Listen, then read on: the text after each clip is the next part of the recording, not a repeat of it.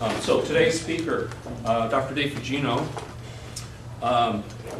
bachelor's degree in plant science from UC Riverside is actually where I met Dave. I don't know if he realizes this, but it's over like 35 years ago. I think we were like 2 or 3 or 4 years old back then. Exactly. So I've known Dave for a long time. He has a master's degree and a PhD from Davis in plant physiology. His PhD is in plant physiology. But more importantly, his current position is he is the executive director of the California Center for Urban Horticulture, and that's what he's going to talk about today, about the activities and functions of the center. Dave. Okay. Oh, one last thing too. Course evaluations we have to do today, so hopefully Dave will allow us enough time to get those done. Okay. So now that I've kind of Lauren has said that, I guess I'm standing in the way between you and lunch and you and the course evaluations, and I will have you out of here before your final start.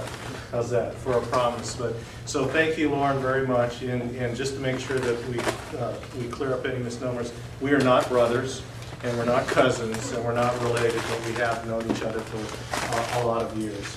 So I'm pleased to be here, and I'll say I'm pleased, I guess, to bat last. So this is the last of your series. I'm going to provide you with a little bit of different flair probably than your other speakers. Okay, this is, we want to talk about the California Center for Urban Horticulture, and so you know I'm actually housed out of here. The center's housed out of here. We're about 4 years old. So as much as I would say we're 4 years old, we're actually, I still say, pretty new. Okay, so I roll up to the Dean of the College of Agriculture and Environmental Sciences. And you know, if you want to say how I got here, I got my PhD in plant physiology, but my dissertation was on mutant tomatoes. So that gives you an idea how you can go from mutant tomatoes, all the way to urban horticulture. So our mission that was created a few years back, 4 years ago, is really very simple: enhancing urban living through horticulture. So what I'm going to do today is to provide you with examples of that, as I go through. So really I'm going to talk a little bit about who we are, what we do, how we do things, and maybe who we do it to, so to speak. Okay, our vision is to create a dynamic meeting place of horticultural knowledge, and one that supports scientific research and also exchange of science-based information across a broad range of plant-people interactions. So that's just a very broad vision, you know, that we have, and it gives us a big playing field to play in. So where do we fit in? Okay, so unlike some of the other speakers that you heard, my position is really a non-faculty position. I'm quote-unquote a staff person. And what I am charged to do is to kind of, let's see, here we go. You can see this. We kind of sit in the center here like the hub. And I'm charged with creating relationships and connections between industry, which I call professionals, so it could be landscape architects, landscape contractors, the nursery industry, floriculture, and woody ornamental nurseries, regulatory agencies, and municipalities. So I'll give you some examples there. And we connect into the public, so gardening public, John Q. Public, Master Gardeners, gardening clubs. I'll show you some examples of that. And then we link back into the academic arm. So it could be here at UC Davis, it could be here at UC Riverside, or other academic institutions. Okay, so the goals. These are going to be some of the goals that I'll serve up in the presentation. Communicate knowledge about principles and best management practices as it pertains to urban horticulture, and ones that protect the environment and enhance the ecosystem. And then the other, really, I'll provide you some examples of training and continuing education and the people that we've networked and connected to. So we can see that it's anywhere from landscape professionals, master gardeners, community college, and other stakeholders. It could be garden clubs. So really, the charge of California Center for Urban Horticulture is outreach and education. That's what we do, and that's who we are. So we don't formally do research, but we can work with researchers such as Lauren and others on campus here to create partnerships and to work on urban horticulture type projects and initiatives. So I'm going to represent some, and I'm going to blow through some pretty fast. First one I'd like to talk about is the Arboretum All-Stars. So if you can help me, I'll just ask for a show of hands. Says, how many here have heard about the UC Davis Arboretum? Wow, very good, very good. I'm very much impressed. Excuse me. So I'm going to represent this as a partnership that we created. How many of you have been to the Arboretum? Okay, so it's pretty hard. Okay, so Arboretum, as you know, goes from east to all the way out to the west. So downtown Davis, all the way out. We call it the thermometer bowl. There's some gardens out here that represent UC Davis Arboretum All-Stars in the Restore Garden, so I'll be speaking to that. Basically, as you walked through, as all of you know, through the Arboretum, you will have seen the signage that denotes the plantings. So whether it's the Australian collection on the east end and the redwoods down there, all the way to the west end where we have some nice demonstration gardens. And we have signage. So this is an example of a partnership that was created between the UC Davis Arboretum and the CCUH. Okay, Restore Garden, to give you an example, this is on the west end, so down by the gazebo. This is we have some of the Arboretum All-Stars that are planted here, and you can see that they're thriving and living quite well. Okay, so about in the mid-90s, the UC Davis Arboretum decided that they wanted to communicate out the benefits and the advantages of specific plants, those plants that are very sustainable, so low impact, low water use, beneficial to insects. And so what they did was they created this, I don't want to call it marketing name, but for lack of a better word, marketing name called Arboretum All-Stars. And in it, they used this criteria that you can see here as an example, low maintenance, as I said, all the way to beneficial, to specifically identify groups of Arboretum plants that grow there 3+ years that would serve up to this criteria. Okay, and so they chose 100 plants, so it became the Arboretum All-Star 100. Okay. So some of those plants that I can I'll quickly go through are native plants, as you can see here. So not all of the plants you'll see are native plants. They'll go from native plants all the way to Mediterranean type plants. We have native grasses. We have those that are beneficial to wildlife. So if you walk the Arboretum, depending on the time of the year, you'll see some of these, such as the callistemon, that are very much attracting to hummingbirds. And then we have others that are beneficial as food for insects. And so whether it's larvae, nectar, pollen, you can see those that are in there. We go from small trees as Arboretum All-Stars, as you can see here, to large shrubs. Okay, so we have shrubs here like the Sienocis Ray Hartman. We have medium shrubs, small shrubs, the lavenders. And then we have fragrance shrubs, and some of you have walked through. I think this is my favorite here. If you walk through in February, somewhere right around Morac, you'll see, and you will smell a very nice, pleasant fragrance that will be from the daphnes planted right on the banks there. And also, it's planted out in the back where I think Lauren and I are. We have a nice planting, small planting of daphnes, but very, very fragrant. So we have sun perennials as well as shade perennials that you can see.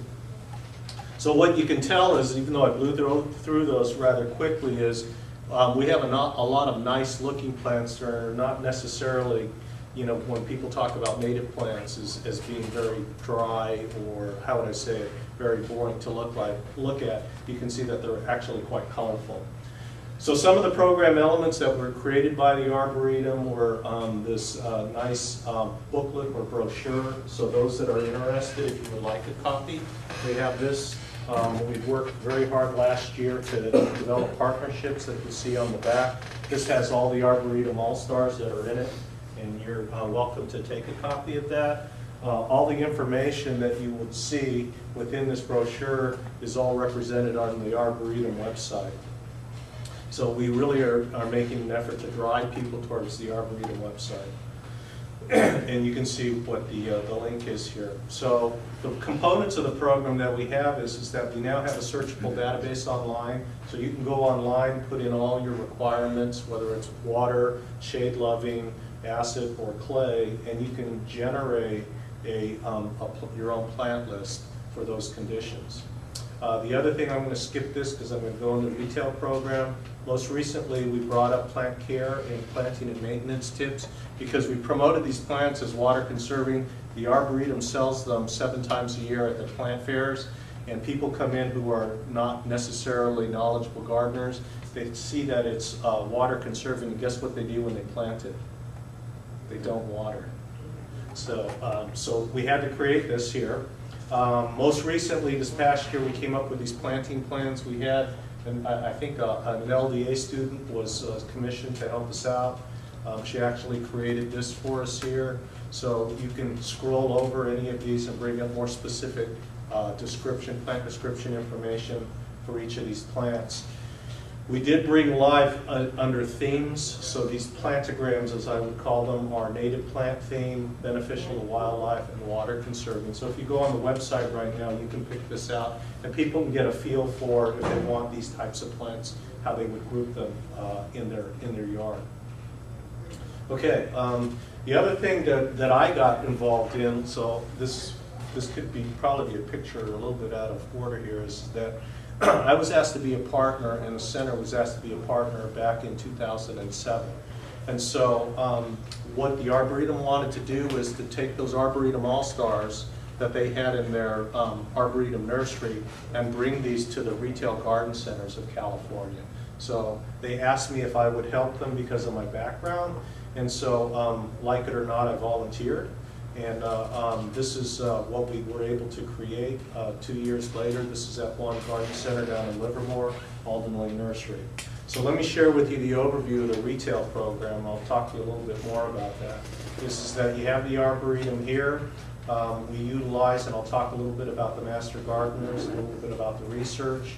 We have a propagator who feeds 3 wholesale growers in California. Northern Sacramento, the Central Valley, and then down by San Luis Obispo. And they grow the plants, and they actually feed in retail garden centers like Capital Nursery, things of that nature.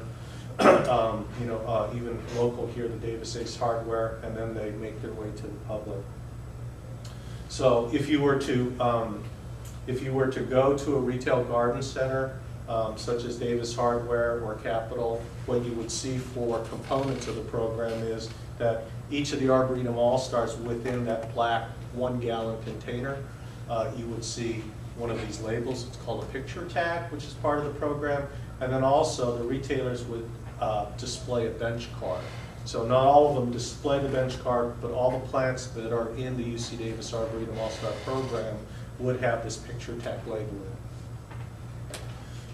Also, we created this poster for the retail garden centers that you can see here, and this is displayed as you walk in. So this is probably a 25 by 32-inch vinyl poster.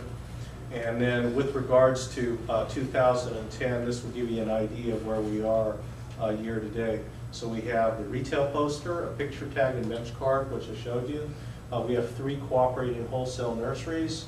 And we have now over 60 retail locations from Shasta all the way down into San Diego County who are selling Arboretum All-Star plants. We've given quite a few product knowledge seminars at different trade shows, master gardener meetings, etc. And then most recently this year, we brought to the market what's called Sienocis Valley Violet, which I believe I have a picture coming up here. This is it. That we have here. This was a sport that was found by Warren Roberts, for those of you who know that name, in the Arboretum many years ago. It was grown and sold exclusively at the Arboretum plant fairs, and then we brought this and had the propagator propagate it, feed the growers, and it made its way to the retail garden centers this past year.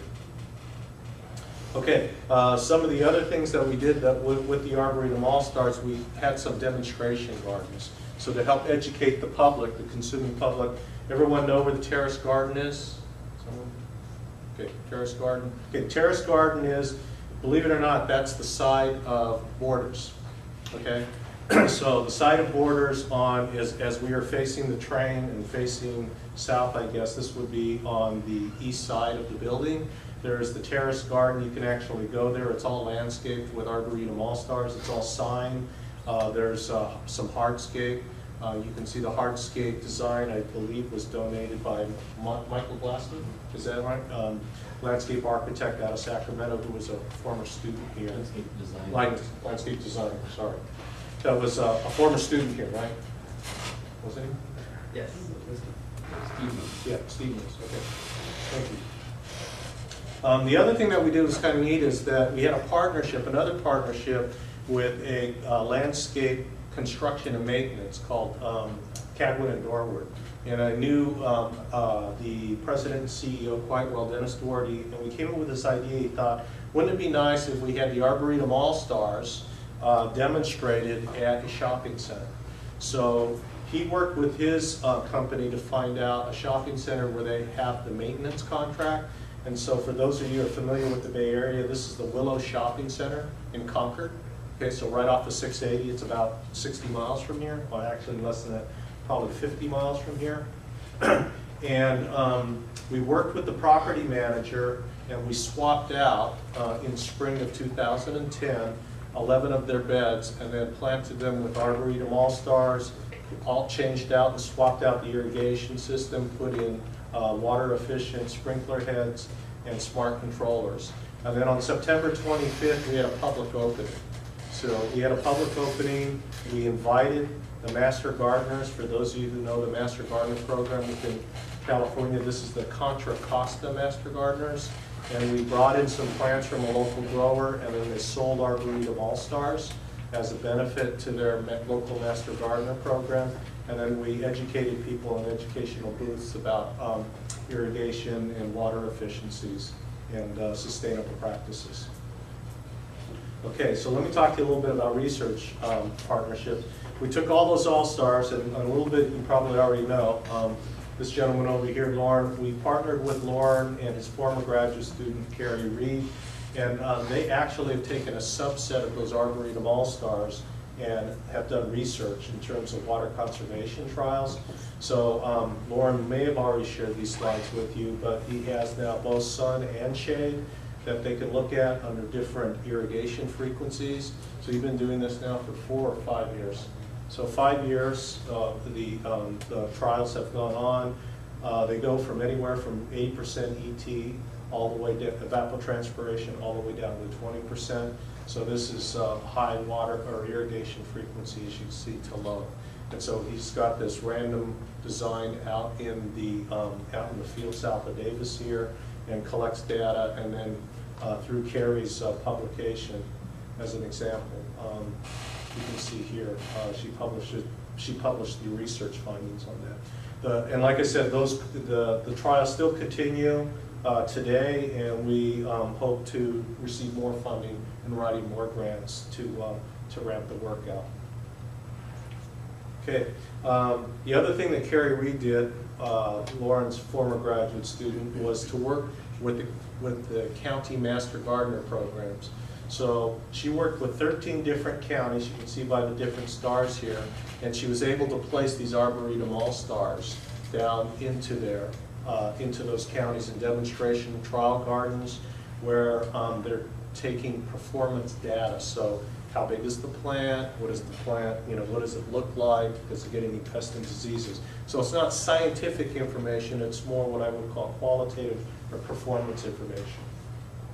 That information's captured by Master Gardeners, and then it's fed back to Carrie, where she analyzes and compiles the information, and then it's brought up on the website. Other partnerships, let's see, I'll make sure we're on time. Has anyone here, how many have heard of UC Davis, UC Verde buffalo grass? Anyone? Okay, good. Okay, UC Verde turf grass was founded by Dr. Lin Wu in the Department of Plant Science many years ago. It received a patent on this buffalo grass back in 2005. But one of the things that researchers as opportunities here is we did great research in breeding it specifically for California. You can look at its attributes, but one of the things you do in a research-oriented or academic environment is you do great research, but it doesn't get out to the public. Okay, so most recently now we've made an effort of trying to communicate out the features, advantages, and the benefits of the turf grass. You can see from a water saving perspective how much water it will save. And then let me give you an example. It's planted in plugs, it's not by seed.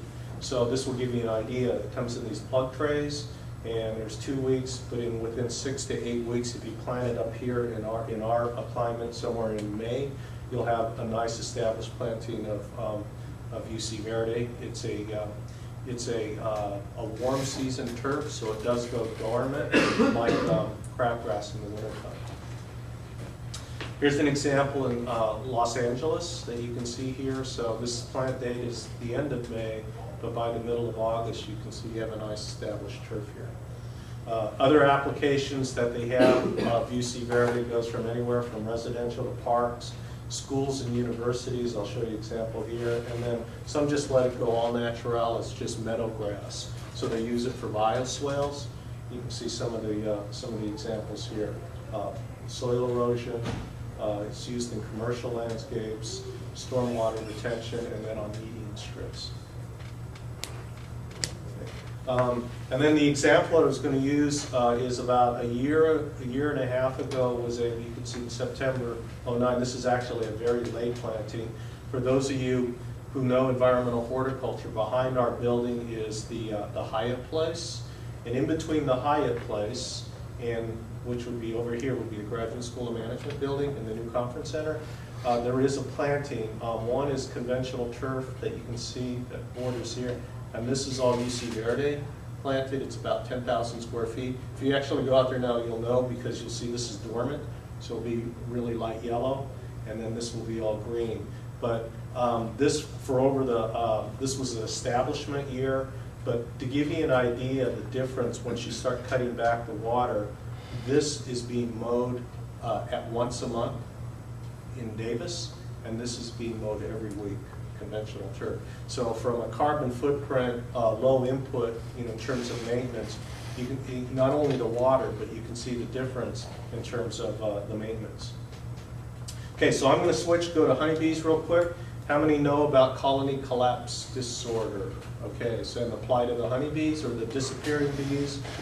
We got involved with a project about 2 years ago with the Department of Entomology. And how many of you know Haagen-Dazs? So Haagen-Dazs ice cream.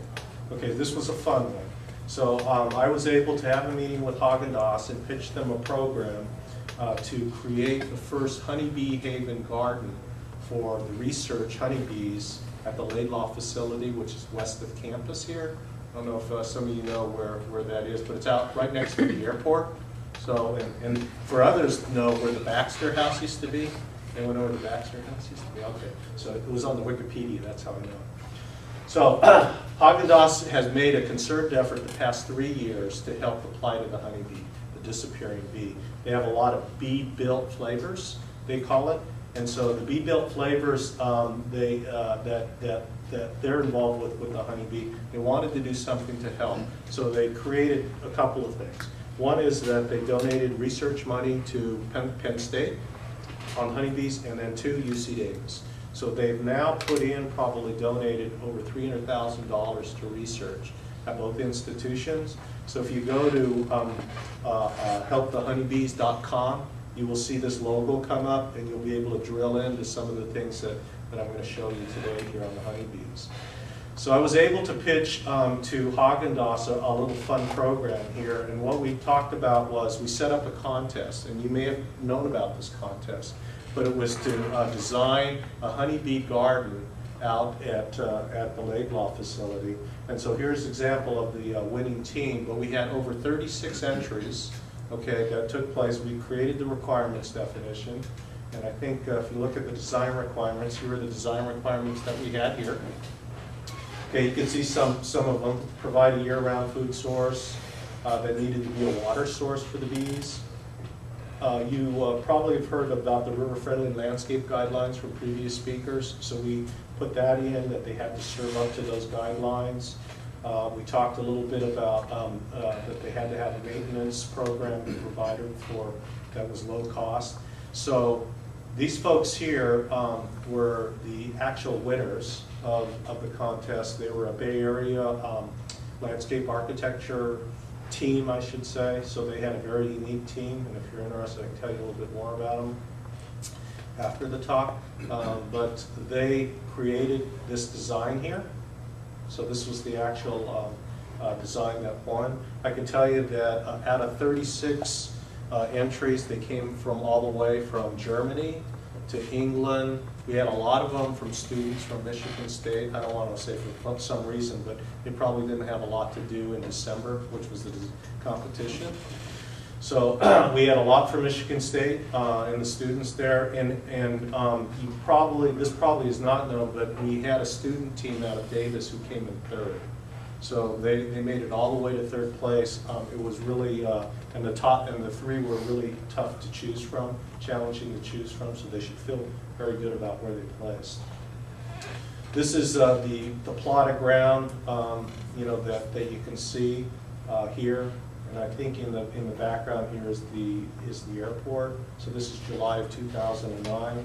And then this is the garden now that was planted. So you can see, for those of you who've heard of Donna Billick and taken entomology with Dr. Diane Ullman, she was commissioned to create the life-size bee. So there's a life-size bee out there, honeybee, and you can see you can climb on it and probably do bee torture, on this thing. We have some raised beds, and then you can see the plantings that we currently have. So you can go out there right now and see the garden. It's being maintained and tended to by 4 volunteers from that are an offshoot of the Arboretum volunteers. And then secondly, we did, right next to it, I was able to work with Haagen-Dazs on another project. It was called Campus Buzzway.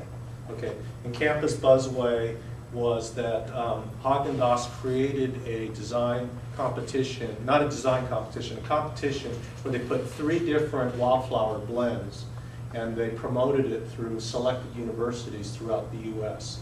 And they asked them to vote on their favorite blend. So the Queen's blend, not that means much to you, the Queen's blend, which were poppies that you can see, and lupins and coreopsis, were made up. That blend was the winner. So students from many universities voted in here. So next to Honeybee Haven Garden out there, this was planted about a year ago at this time. And so instead of seed planting, I chose to do plug planting. It was a little bit more expensive, but I knew that they would grow and the birds wouldn't eat the seed. So let's see. So I'm going to shift from here and really pretty much finish up, hopefully on time here, is that the other thing that you saw me represent in the goals was we do a lot of education and outreach programs, okay, and a lot of fun ones actually. And so we created a series called the Your Sustainable Backyard series, and it was really created to serve up to the gardening public. So we have a lot of master gardeners, a lot of garden club people attend, and a lot of garden enthusiasts. I call it low cost because it's a full day workshop series. It's a one-day event. It's a full day, $45, which includes lunch. And you can see that one of the topics that we had was fruit trees. So this is kind of like our format. But the real intention is to provide a cost-effective workshop around these different urban horticulture topics that appeals to the end consumer. And we try to tie in UC, cooperative extension, UC researchers, and master garden coordinators and experts to come in and give the program or provide the program to the gardening public. So for 2010, this will give you an idea. We kind of ramped out this pilot from 2009. We only did 1 in 2009. We did 4 in 2010. This will give you an idea of what we're involved in here. Okay, the other thing, shifting from Your Sustainable Backyard, We also did some conferences and workshops, and we partnered with Lauren and other researchers, off of one of their grants is to provide the education and outreach. So we partnered with them to create a water-wise symposium where we had, this was geared at professionals, so landscape professionals, CLCA, landscape architects, landscape designers, municipalities, water conservation groups, regulators, okay? And parks and recreation people. So we had that in September 22nd at the Arc, and I believe we had a stand, we sold it out, so to speak. So we had full attendance there at the Arc. About a couple of weeks later, we held a similar topic in terms of landscape demonstration and water use efficiency down for the public. So this one was professional, this one was public. This was down in the South Coast Research and Extension Center in Irvine, California. So that is a UC cooperative extension facility. And through Lauren and Darren Haver, who you heard speak here, we worked with Darren and his team to create this outdoor demonstration demonstration open house, I should say. So ironically, we had this thing. The first thing it did was, and this was October 9th. So guess what happened? It rained.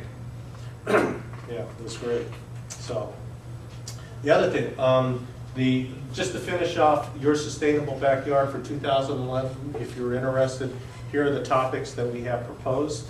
We're going to have one that's already scheduled for landscaping in California. So these two really have firm dates on April the 9th and roses on April the 30th. We'll do citrus and avocados, historic tree preservation in the Arboretum. We're going to be doing some gardening for food preservation and food safety, and then hopefully finish off by olive curing in October. Any of these events, if you're interested in coming, then please contact me. Also, our program manager is Missy Burrell, who is not here, but we do use student volunteers there, and then they attend a whole-based program. So with that, I'm going to finish off and say thank you very much for allowing me to be the last speaker. It's been my pleasure to be here today, and I would ask, before turning it over to Lauren, what questions does anyone have of me or the Center?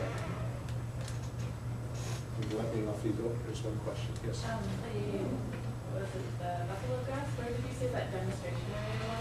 The demonstration area is, do you know where environmental horticulture is? You know where okay, so we're in between environmental horticulture, so it's behind environmental horticulture as it butts up towards the freeway. There's the Hyatt place.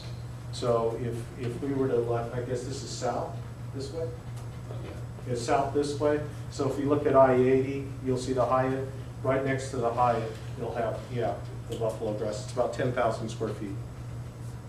Yes? How does it look during the winter? Like How bad does it look? Okay, if you go over there, what does, I have Bermuda grass. I should say crabgrass. I meant to say Bermuda grass. In my yard, it looks a lot better than Bermuda grass up here, but it's probably right now, if you go over there, it's like a lime green, and it's starting to turn brown. So even though we've had some very cold temperatures, so depending on where you are in California, they exhibit more or less different types of dormancy. So in a worst case scenario, it will look brown. Is that in like freezing temperatures? Yes. And what about like in just heat? What's that? In just like heat, like extreme heat? In extreme heat, the hotter it is, the better this thing does. Oh, that's Okay, so if you water it like conventional turf, and it will, in the summertime, it will act like conventional turf. So remember how I said you mow it, maybe once a month? If you're going to water in it just like conventional turf, you'll be mowing this thing every week. Okay, so it's really when you start backing off on the water. The neat thing about when Dr. Wu bred this thing, it's a deep-rooted turf. So unlike conventional turf where the root system sits up the top, this one actually goes down past 12 inches. Is it rhizomatous, and where is Yes. it native to? Buffalo grass goes back out really to the Midwest. So it's used quite frequently, out in Nebraska, in Iowa, The Texas A&M has their own version of buffalo grass for their region. I think that they call it, don't laugh, it's called turfalo, is what they call it down in A&M. And then this one was bred specifically for California. The other thing is, in terms of performance, it probably on an elevation size, best to at 1,800 or 2,000 feet elevation and below. So representation is geographically, there's buffalo grass plantings all over California now, from Chico all the way down to the Palm Desert and then out to the coast. Okay, so that'll give you an idea geographically. Sales on it, since had been very little or very few from 2005. Sales from 07 to 08, the sales increase was 227%. Okay, sales into California, and then in 08 to 09 was 441%. And then just this past year, it started to tail off a little bit to the duty economy. It was at estimated 09, 010. 40%. Question? Is it possible to overwinter with some other cool seed? Yes. Yeah. You can